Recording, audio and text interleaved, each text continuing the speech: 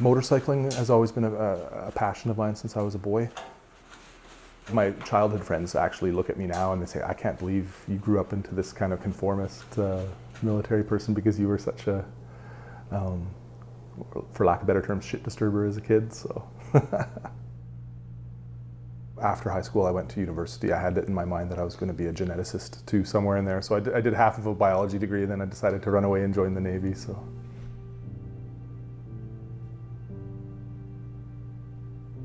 I kind of had this romantic idea of the Navy of, you know, swashbuckling and rum and exotic lands. So I said, yeah, sure, that sounds like a great way to spend a few years, and here I am 19 years later.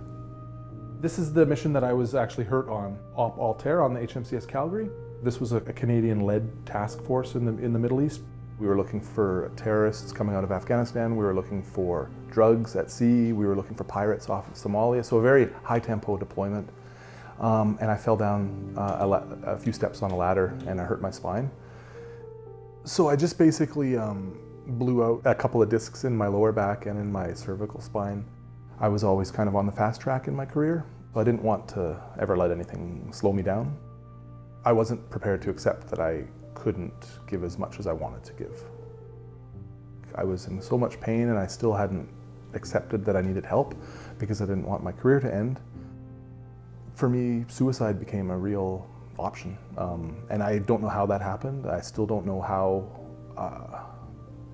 that even entered my brain, but it scared me to the point where I actually came very close to jumping off the ship. I said, something has to change. By just a happy coincidence, an opportunity came up for me to actually leave my life in Victoria, get a new change in Ottawa with Soldier On. So it's a really rewarding program, and we'll support rehabilitation through sport. We work in any type of sport you can almost imagine. So we brought in 10 or 11 folks from across the country this past week in Toronto, and they got world-class lessons and equestrian camp. We've helped close to 4,000 individuals in 10 years. Our recipe is simple. We just want to introduce folks to an active lifestyle and help an injured or ill person realize that their life isn't over after injury. I didn't have a lot of confidence in myself at that point. Yeah, friends kind of pushed me to take the new challenge, and I did. It wasn't easy though to kind of move out of your comfort zone, and especially at that time in my life, I wasn't feeling very strong. 3 months on the job, 4 months on the job, I knew that this was not just a check in the box. I was leading events of more than 50, 60 injured and ill men and women, from combat-related injuries to illnesses. Everything started to change.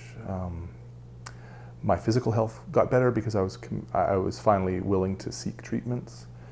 My mental health got better because my pain levels were down, and I was actually in therapy talking about my anger and my resentment and all this stuff that kind of lingered around from my injuries. As a result, I was open to life's opportunities, and I even, at that point, met the love of my life, Claire.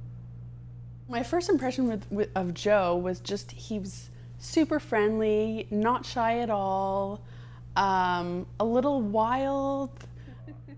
It's so hard for us to believe that we've only been together for not even 4 years. I just remember your eyes when we first met. You have the most beautiful smile I've ever seen, and it just radiates and fills a room.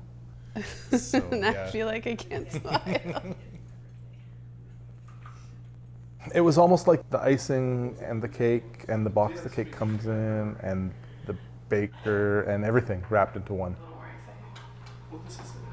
I definitely look up to Joe and everything that he's accomplished and everything that he's been through, and I think it's absolutely amazing. Some days I feel like I could go back to my old life and continue kicking ass, and then the next day I can't even tie my shoes. I do have a lot of physical limitations now. My doctor says I have the spinal cord of an 80-something-year-old, and it's kind of it's a joke sometimes, and then sometimes it's a real kick in the teeth for me, to realize that, you know, if my wife and I have a child, excuse me, that I worry about, you know, not being able to be the father I want to be, or yeah. So yeah, I mean, it's maybe it's a bravado thing, being a man. You worry about not doing what you want to, but you know. It's absolutely amazing how he just stays so positive, and how he really has made it his life's work to help others. Really inspiring. For the first time in a long time, I'm living well, and I've got somebody to share that road with. So I'm open to the future and to whatever it holds. I'm not as afraid of the loss of my career, I guess, whereas maybe in years past I've put every ounce of my being into my career defining who I am.